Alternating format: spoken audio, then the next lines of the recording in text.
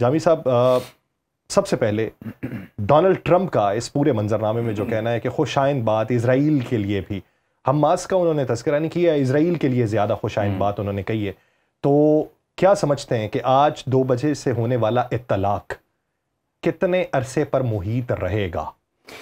سب سے پہلے تو یاسر صاحب، آئی تھنک یہ بہت ہی اوور ویلمنگ ڈیولپمنٹ ہے. آئی واز ناٹ اینٹیسپیٹنگ دس وے. میرا خیال تھا کہ جو نیتن یاہو کی اندرونی سیاست کے مسائل ہیں اس کی وجہ سے وہ پھنسا پڑا ہے، اس کے اوپر بعد میں بات بھی کرتے ہیں. لیکن فار ناؤ آپ دیکھیں کہ ٹرمپ نے جو ٹروتھ سوشل کے اوپر پوسٹ کی، اس کا حوالہ آپ بھی دے رہے تھے، وہ پوسٹ جو ہے اور اس کا اعلان جو ہے، اس کو ٹرمپ نے، اسرائیل نے، حماس نے، قطر نے، سعودی عرب نے، یورپی یونین نے، یورپ نے، یو کے نے کیسے دیکھا. لیکن وہ جو پوسٹ ہے ٹرمپ کی ٹروتھ سوشل کی، جس میں بڑا اوور ویلمنگ قسم کی اس کی ایکسپریشنس ہیں، یہ اس بات کا ثبوت ہے کہ ٹرمپ بہت کانفیڈنٹ ہے اس معاملے کے اوپر. لیکن اس کی ٹائمنگ بڑی اہم ہے.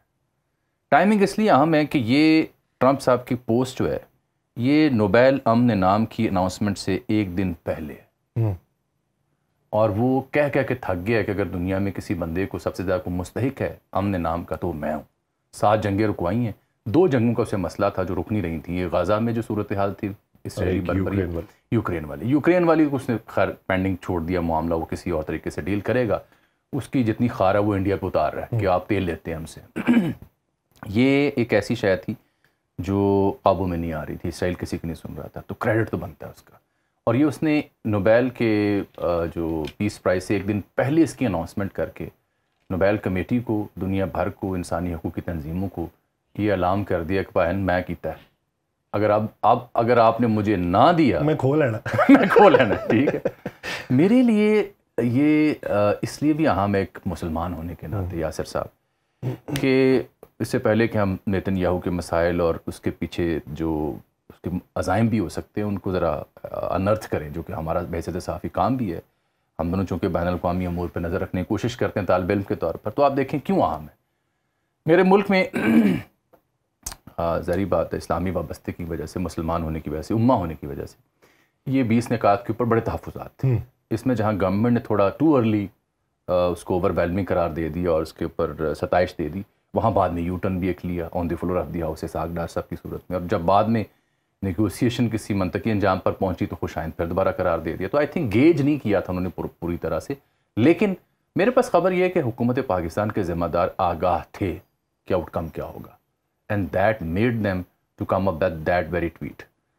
مقامی اور اندرونی جو رد عمل تھا اس کا اندازہ نہیں تھا، اس لیے پھر کبھی ادھر کبھی ادھر قلع بازی کھاتے رہے اور پھر کچھ عرصہ خاموشی اختیار کی. کیوں اہم ہے اور کیوں میں یہ عرض کرنا چاہ رہا ہوں بحیثیت مسلمان کہ ہم طاقت کے بل بوتے پر تو اسرائیلی بندوق کو نہیں روک سکے. عرب اسلامی ممالک مل کر بھی اسرائیل کا ہاتھ نہیں روک سکے.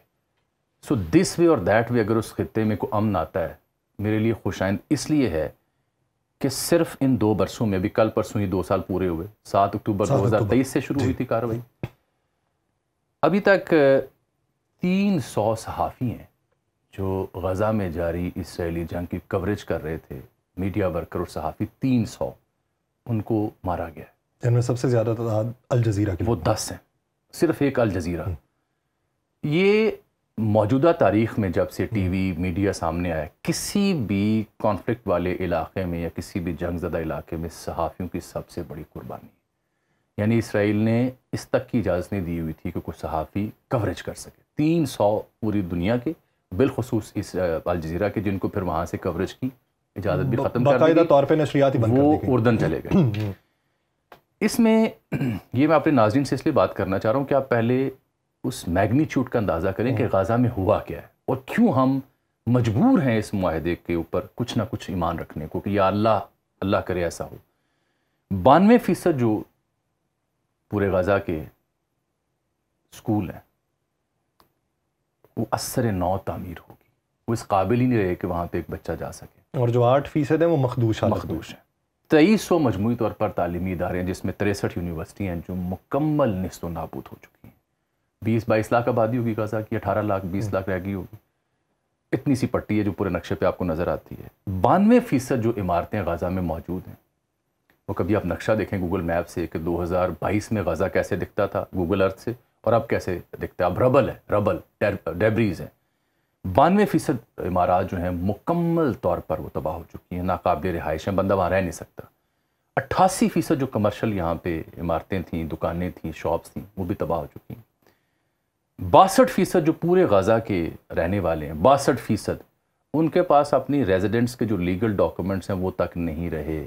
62% کے پاس کہ میں اس علاقے، اس محلے یا اس گاؤں یا اس دکان کا مالک تھا، اس کے پاس کوئی ثبوت نہیں. وہ ریکارڈ کے دفاتر تک ختم ہو گئے. اس کا مطلب یہ ہے کہ 62% غزہ کے جو شہری ہیں وہ نہ صرف بے سر و سامانی میں بیٹھے ہیں بلکہ ان کو یہ بھی نہیں پتا کہ وہ کہاں سے آئے تھے، علاقہ کون سا تھا، دکان کون سی تھی، گھر کون سا تھا، محلہ کون سا تھا. اور ابھی جب یہ ملبہ اٹھایا جائے گا تو تب تو یہ بھی معلوم نہیں ہوگا میرا گھر کس جگہ پہ تھا.